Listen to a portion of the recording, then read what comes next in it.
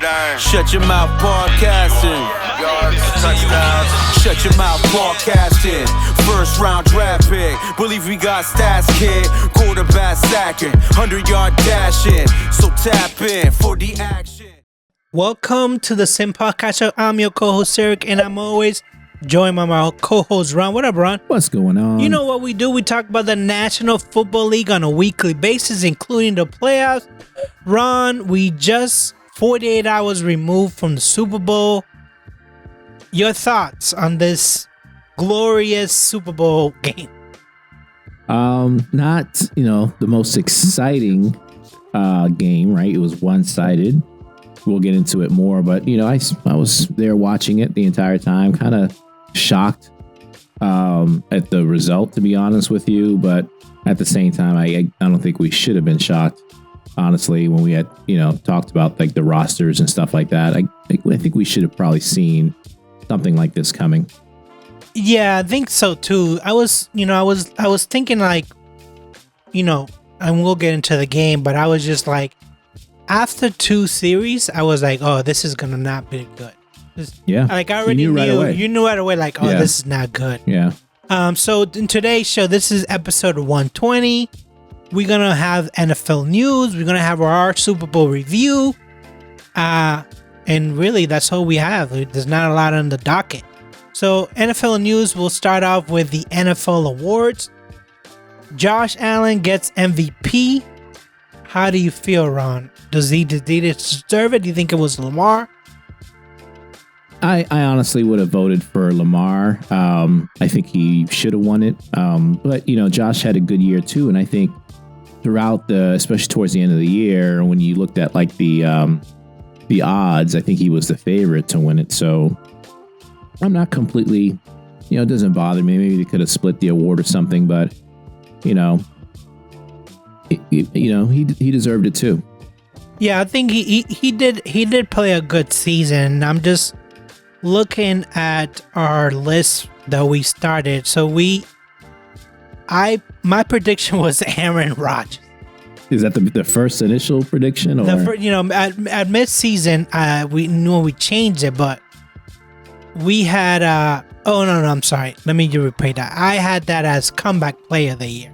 The NFL MVP, we both went with Jalen Hurst, which honestly, he won the MVP in the Super Bowl. He was a better player.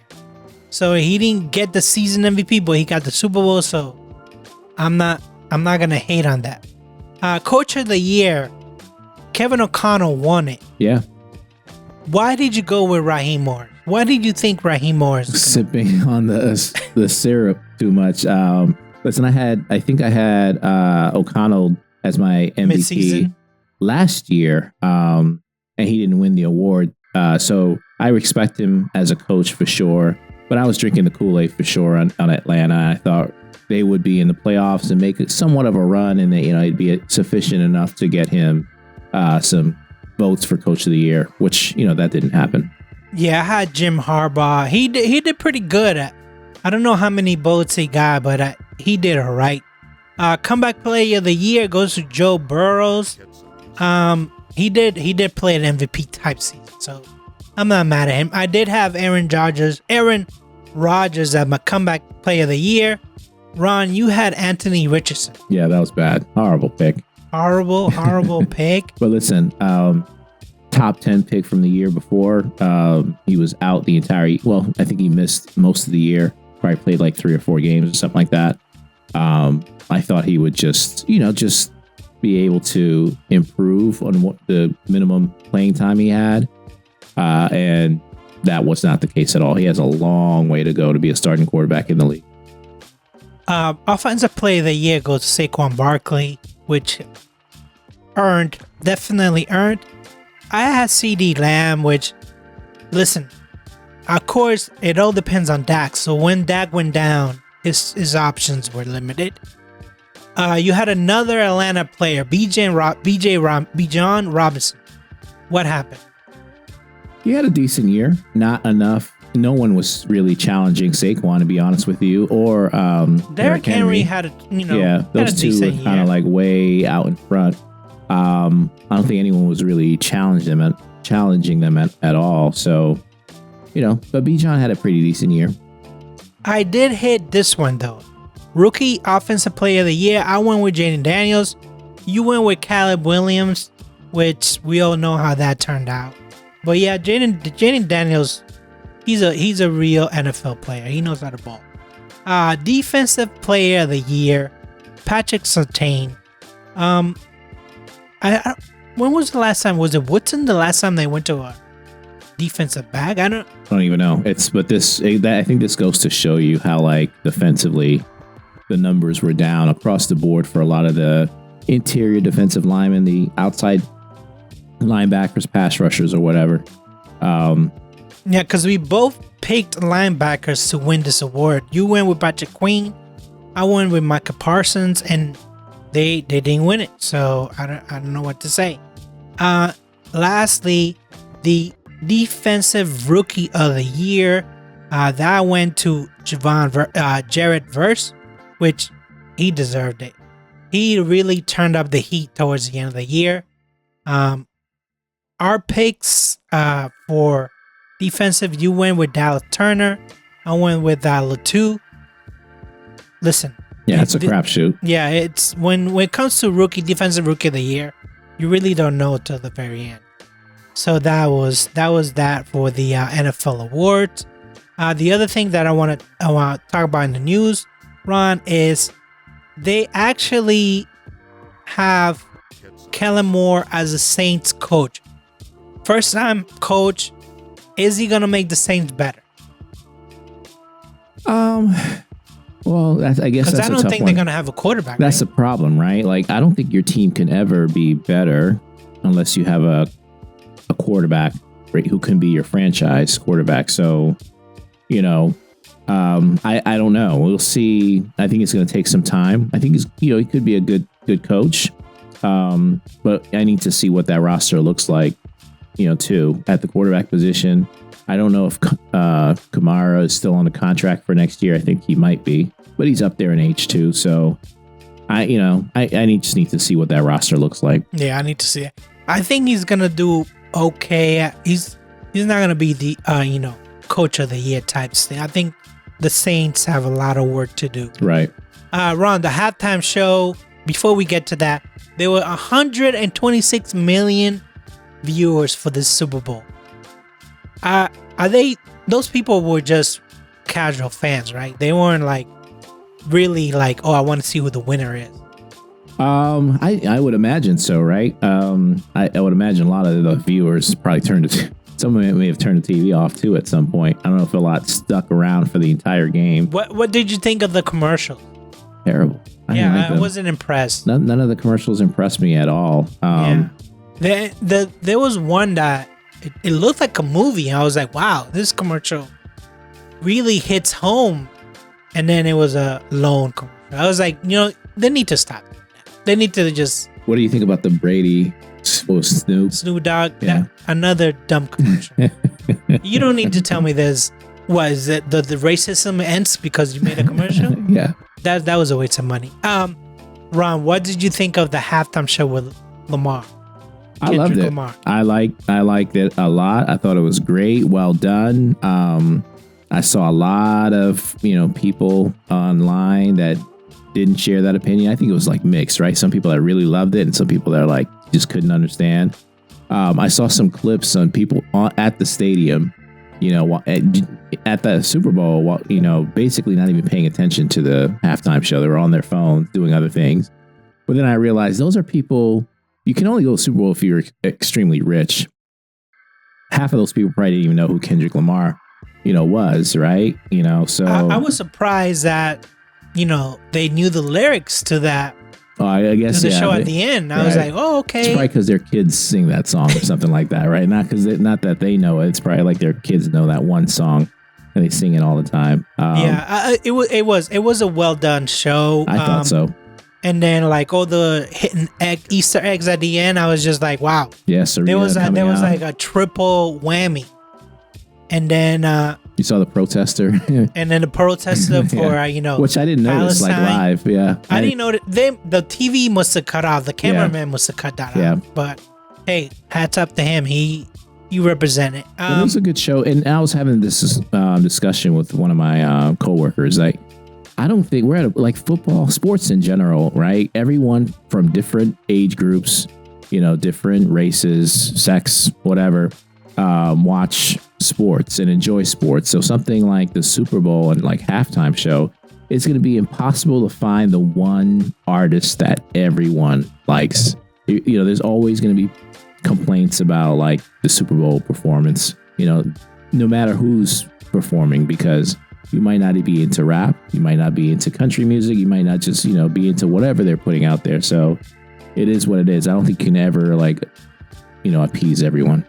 I like the fact that, these halftime shows are geared towards the younger crowd, because this is how you suck them in, right? This is how you keep them glued to the TV, even if they don't know anything about football. Yeah. They'll be like, oh, I really enjoy that halftime show, because let's be honest, if you were over age 50, you were like, who is this guy? Yeah. Who is Kendrick Lamar? So that was nice.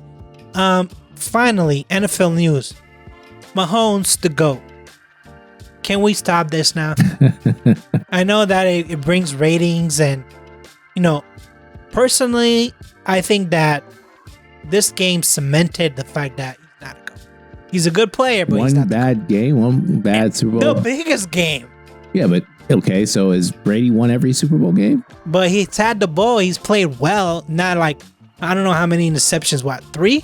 Mahomes had? Yeah. There's no way Brady would have thrown 3 interceptions. And we'll talk about the game. Is it more about Mahomes playing bad, or Mahomes' team just not being anywhere close to? Well, we'll talk about the game, but the fact that Mahomes couldn't figure it out. I do think he did play bad. Don't get me wrong. Yes, he did play very bad. And I feel like those touchdowns towards the fourth quarter were just padding up his numbers. So. But I was never on the Mahomes should be GOAT. And we had this conversation. I think the whole label GOAT is fabricated at this point, because my GOATs, my greatest of all time when it comes to quarterbacks, are guys like Warren Moon, right? Dan Marino, like some guys who've never won the Super Bowl. So, I think the NFL does a good job of like pushing the narrative, certain narratives. They've done this, like I said, with Brady, and even people before Brady, they've done this in the past. So, is Mahomes the GOAT? I don't think so. There's questions about, and there's always to me been questions, is he even the best in the league today? Or is it, his and I'm not saying, he's not a good quarterback or a great quarterback, but is his success more about him, or could you put Josh Allen on that team with Andy Reid as your coach, the defense that they've had, the weapons that he's had, and get the same results? I still question that. Is he the best quarterback in the NFL right now? We'll see for sure, because the thing is, Brady won a Super Bowl with a different team, a different coach. I don't know if Mahomes has that in him. I don't know how he's going to be when Andy Reid's finally retired. Yeah, but I wonder about that too. The fact that he couldn't even, because let's just get to it. Well, before you get it, one thing I want to say about Mahomes too, he doesn't have that worker mentality. He has a killer instinct. There's a difference, right? In the game, he has a killer instinct, but I don't think he has that worker mentality like Brady did. And what I mean by that is not showing up to camp like out of shape. Like this dude, his off-season routine must be 10 beers a day or some crap like that. I think that, when it comes to improvising, I give Mahomes, he does really well with improvising. But in this game, improvisation was not going to win the game. No. It was more like, hey, you guys got to catch the ball. Hey, you guys got to block for me. But I don't take what's there. I never saw that. I never saw that from him, going to each play and be like, hey, you need to do better. Yeah. I never saw that. We can get into the game. Like he had happy feet for sure. And part of me can't blame him, because the offensive line played atrociously. The Eagles' defensive line completely dominated, and they were in the backfield all the time. So part of me doesn't blame him for having happy feet, but he definitely looked like someone that was shell shocked. And it was surprising because it's Mahomes. You'd never see him like that. He's been able to overcome he's been overcame it like all season long. Like the offensive line hasn't really been good. He's been under pressure and he's overcome it all season long. But to see him play so poorly under pressure was surprising. Well, like you said, let's talk about the Super Bowl, because 40-22, and that wasn't even the score at halftime.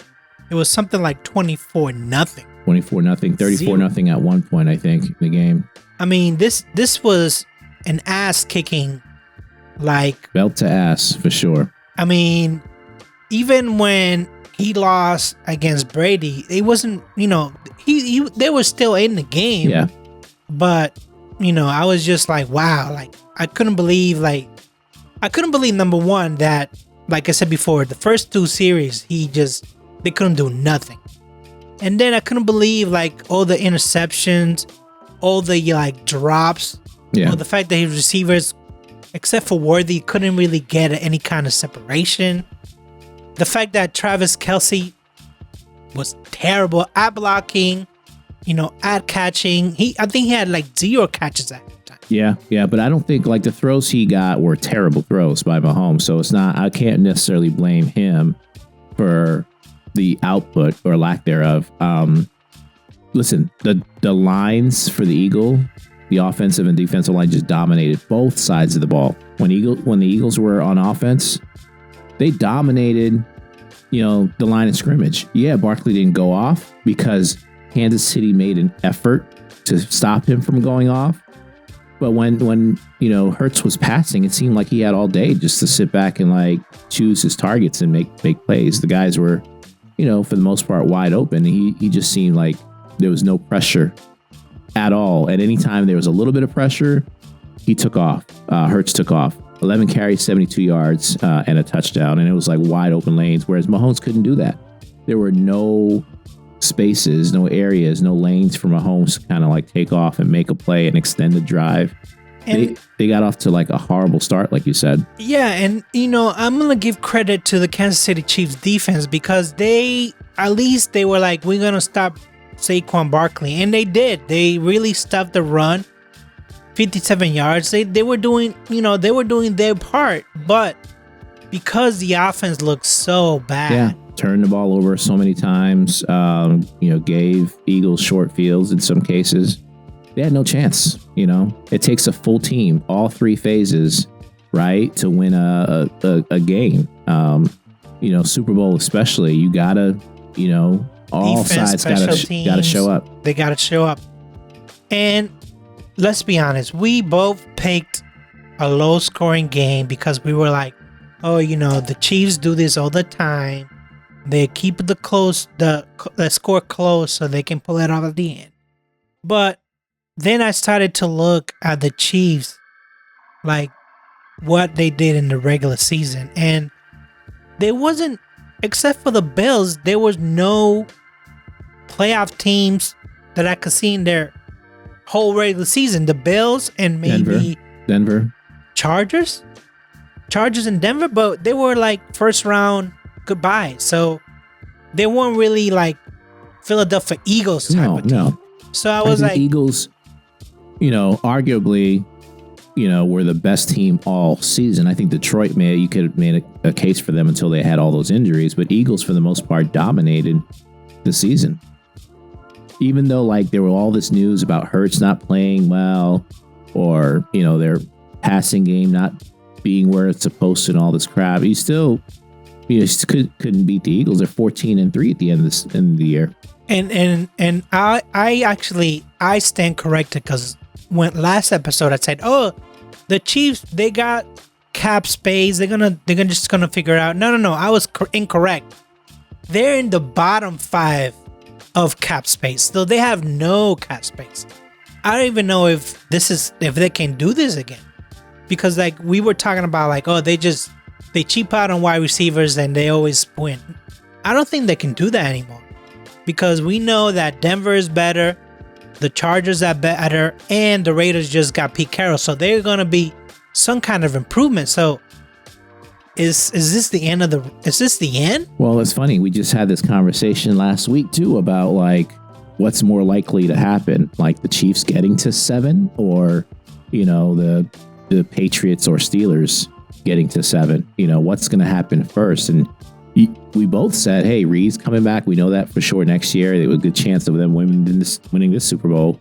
But now after a loss and having the sense, at least I have the sense that next year might be the last year for Reed, I don't think they'll be back in the Super Bowl next year. I think this is it. I think their dynasty, if you want to call it that, officially ended with this game. I think so too. And I was looking up like what the odds are for next year's Super Bowl, and they have them again in the top 5 to make it. And I was like, can you bet against that? Because I don't think they're gonna be there. I don't think they're gonna be there.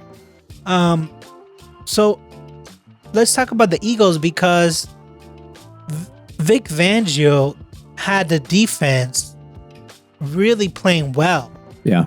Without blitzing or doing anything blitzing, which hasn't happened in a Super Bowl in like forever. I think it just never happened. Like no blitz whatsoever. Strictly the front 4. So he played zone the whole time, and it still got to Mahomes. So, my hat's off to Vic Fangio, and I don't think he's gonna leave Philadelphia anytime soon, unless some owner falls in love and makes him like the Godfather offer. But I think this defense is gonna be, with Nick Sirianni staying, Vic Fangio staying. We know Kellen Moore is leaving for the Saints, but it really doesn't matter. I'm sure Nick Sirianni will just find some other coach. Yeah, I mean, I think you got to give credit to the the coordinators for sure, but I think the ultimate credit has to go to the general manager for bringing all these guys in. Right? They've had successful drafts, like really, really good drafts, outstanding draft classes, and then they've brought in some key pieces in free agency and stuff, and that's how you build Super Bowl teams. But they've set their roster, like you said, where it can be repeatable. Like, a lot of these guys will be back next year. A lot of these guys are young, have lots of talent on both sides of the ball, especially in the trenches. Like this can be repeatable. And be honest, I mean, if you look back, the Eagles have been in the Super Bowl how many times the last like 4 or 5 years? They've had success, right? So yeah, 2 of the last 3 Super Bowls they've been in it. Yeah. They won one, then they won another one when they beat the Patriots in 2017. So they've been in the mix. Yeah, they've been definitely in the mix. The GM has done an outstanding job replenishing talent, finding young pieces. I think we could be looking at the new dynasty, the new team that's going to kind of take over, Super Bowls for the next like X number of years. I mean, I'm sure that the Giants are not going to challenge them, and we don't know if the Cowboys are going to, there was rumors already out there that they might be putting Parsons on the trading block. Yeah, I saw that. So we don't know, and the Giants are a mess. So yeah, I think they're going to dominate that division for a while, and they might get a number 1 seed again if the Detroit Lions don't fall in shambles. What did you think of Jalen Hurts? Because we both picked him as MVP at the beginning of the year. And he didn't figure it out till like maybe the end of the year, like the last couple months. In the playoffs, I think health had a lot to do with that. I don't think he was like fully healthy, even for like the last game, the conference championship. I don't think he was 100%. But these 2 weeks, getting that 2-week break got him healthy. And, he did everything he looked like the Jalen Hurts I saw like his rookie and then his second season. Like accurate passer, like extremely accurate, gets the ball out on time, knows when to run. He looked like a top 5 quarterback. Like to me, he could be, and always has shown that. But, I just think most of the season he just wasn't healthy. And I think this shows, forget all the stats. The dude can play. The dude can ball. He is a top 5 quarterback. I don't care who else you put, out there in front of him. But, he's certainly a leader. I just think he had a great night. So you would you put Josh in front of him? I'd probably put Josh in front of him. What about Lamar? I'd probably put Lamar in front of him. Joe Burrow? I definitely would put Joe Burrow in front of him. Okay, so that's four. What is 3 players? Yeah. So who else would you put number 4? That might be it. I think Mahomes will probably be there, but Hurts is in that mix. That's what I'm saying. Top 5. I think he's there. I don't know if he's top 5. He's definitely top 10. I'm sure there's other quarterbacks that, he's a winner. He's a winner. He's not gonna wow you. Wins. He's not gonna wow you with like. But and the thing is, I think he can. I think I've seen games. I've seen games where he's thrown for 300 yards. That's just not their style of play. Their style is like ball control. Let's hand the ball off, especially now with Saquon. And then when I need to make a play, then let him do that. But I think if he was to go in a different offense, now I'm not saying he should be out there throwing 40 times. I don't want him doing that. But I think when you maximize his throws and keep him like to 30 throws or less, he's gonna be really, really efficient, really accurate, and that's the type of you quarterback I think you need in this league. Yeah, I think he's a winner, and I think that the fact that he has weapons on wide receiver and on running back, I think that helps him a lot. Yeah, I mean, I'll go back, 4 years ago, however long he's been in the league. This dude was supposed to be a Steeler. He came out and said, I thought the Steelers were going to draft him. I thought the Steelers were going to draft him. Big Ben was like regressing at this point. It made the perfect sense, right? I think it was a second round. They could have had their chance to take him, and they bypassed him. I don't know if they went for Mason Rudolph that year or what the case was, but everyone thought Hurts was going to the Steelers, and they passed on him. So I was like, I'm looking at his stats right now. He did not have a good 2023. He threw 15 interceptions. But I think once they got Saquon Barkley, they were like, no, we're not going to have you throw like 30 times a game. We're have you hand off the game. So I think you're right. I think that the system that he's playing in right now works perfect for him. He has the weapons. He has the running back. He has a wide receiver. AJ Brown is probably going to stay now because they won. Devontae Smith, what can you say? I think I saw a stat where he was like the only person that won a Heisman, won an NCAA championship, and won a Super Bowl. So I was like, he's probably going to be an Eagles for life. So hats off to him. Hats off to him. So Super Bowl is over. Let's talk about I want to talk about my prop bet for a sec because this one pissed me off. I was one tackle away from winning like $200 or some crap like that.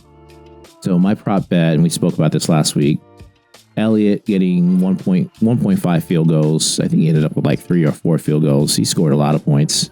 That was an easy one. Xavier Worthy just had to get 63 yards total, like rushing and receiving. He went for like 100 something, right? So you hit that one. Well, I see. I merged these together, right? I did a parlay. So the last thing was Nick Bolton, right? He needed 8.5 tackles. And this guy, I went back and looked at the stat, has never had a game where he got like more than 7 tackles against like good running teams. He didn't get his 9th tackle until it was like 2 minutes and 10 seconds left in the dang game. The game like had just ended. That's when he got his 9th tackle. And the only reason he got to that number is because the Eagles like dominated, the ball, and freaking he was on the field the entire freaking game, like 3/4 of the game. What was the time of possession? Yeah, it was ridiculous. Like that's the only reason he had that many tackles, and it should not have been that close. He probably should have ended up with like, if Kansas City did anything offensively, he probably would only got like 6 tackles. So I ended up missing out on that. And that like really pissed me off. Yeah, all my bets were voided except for the last one because Patrick Mahomes played so bad. So if you bet on Mahomes getting an interception, you won that one. He had 2, but it's like you said, time of possession. Eagles 36 minutes, Kansas City 23 minutes. It wasn't even 23 till like the 4th quarter. It was something like 10. It was just not good. It hurts. Not hurts. Schuster get to his 13. I don't think he had one catch. No, I think he had like the first 2 catches of the game, and then he didn't have another catch after that. Some crap like that. So let me just look up because I was. So Juju, you're right. Juju had 2 catches, so that one hit. So there you go. How many yards was it? 16 yards. Okay, that was 13.5. So that was hit. But so it, if you did that one that you. It was like the first the first drive or first 2 drive. He had 2 catches. I was like, okay, he's gonna have a good game. And then after that, he didn't touch the ball again, which is insane. Well, that's because Mahomes was running for his life the whole game. Yeah, incredible. It just goes to show you that, you know, we've had it good for the last couple of years with the football game. I knew that it was time for one of these games. I just didn't think that it was going to be the Chiefs to have the game. Yeah, that's more shocking. But if you look back at the season, every game was close. Right. Every game was close. It was a 1-score game, and you were like, "Wow, they did it again, Mahomes magic." But it was the fact that they just didn't have any good players. No. That's why every game was close. They just didn't have any good players. So yeah, that's not. I mean, I didn't do a parlay because I was just maxed out. But these two bets hit, so you can't. Yeah. I was disappointed that, you know, they were shut out in the first quarter. It's crazy. Yeah. In the second quarter, they were shut out again. And, you know, when I look at the stats, both teams didn't do good on third down.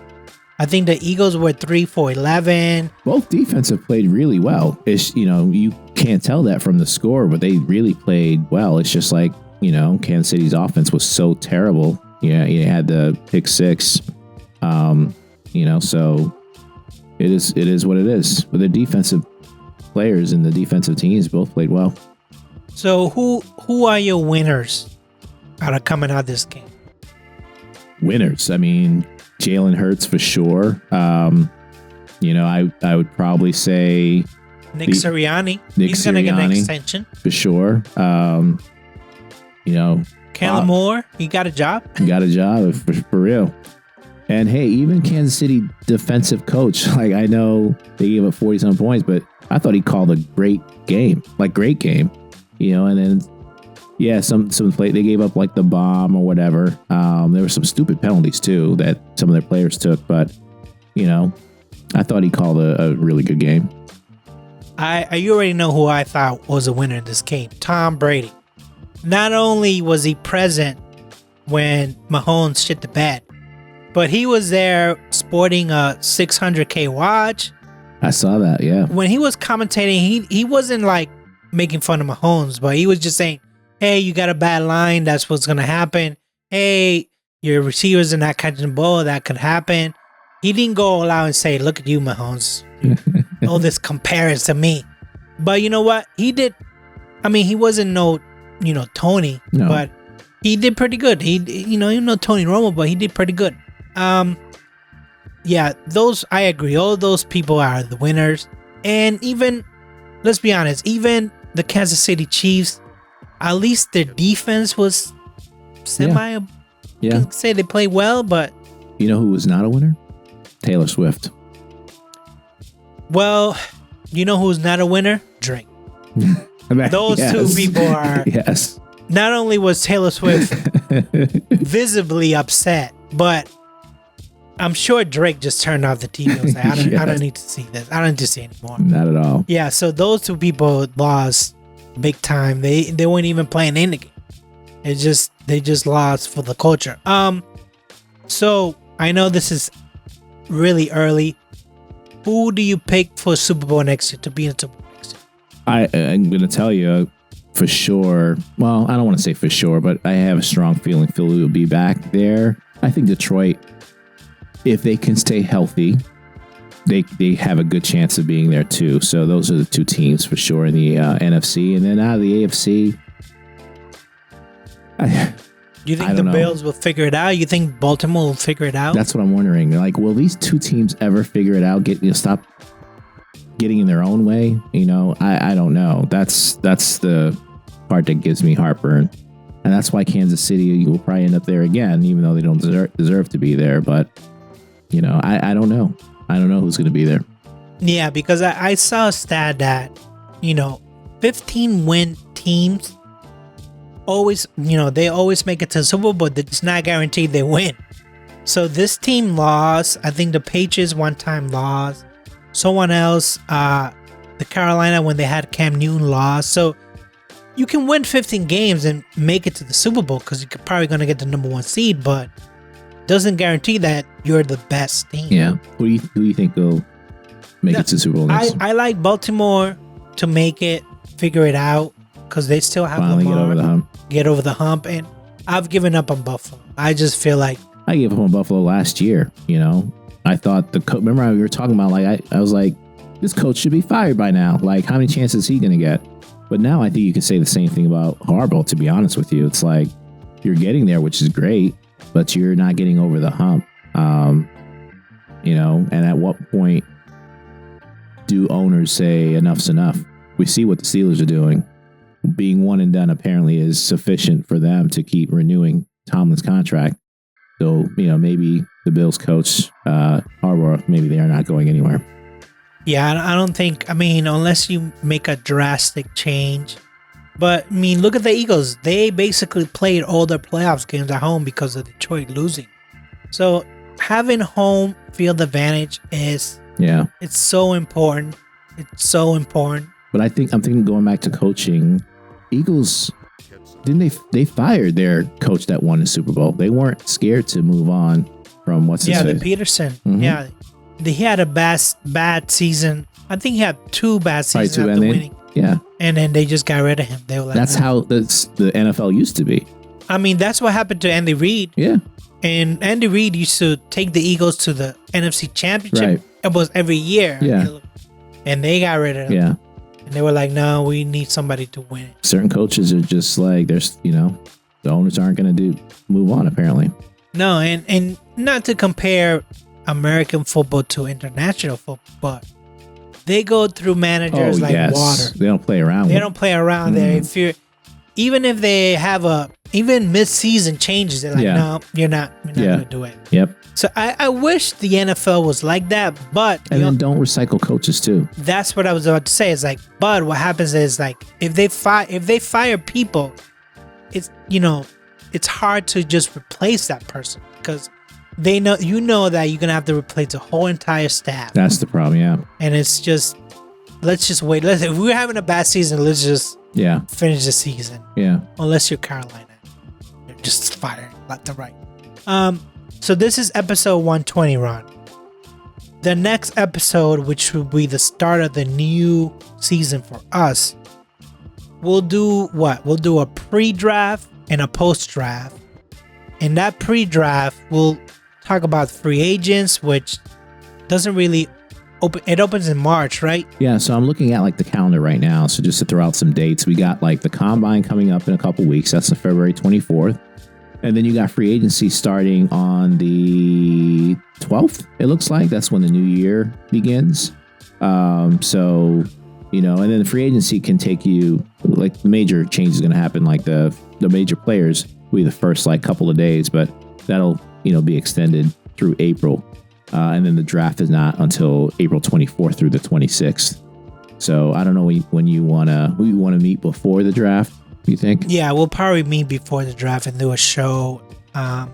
Probably do if you follow us on, Spotify, Apple, or even iHeartRadio, definitely stick to us there because I'm gonna do a wrinkle run.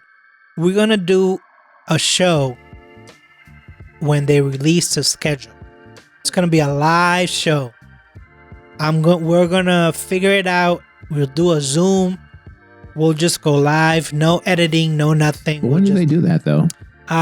They don't have an exact date, but they say May.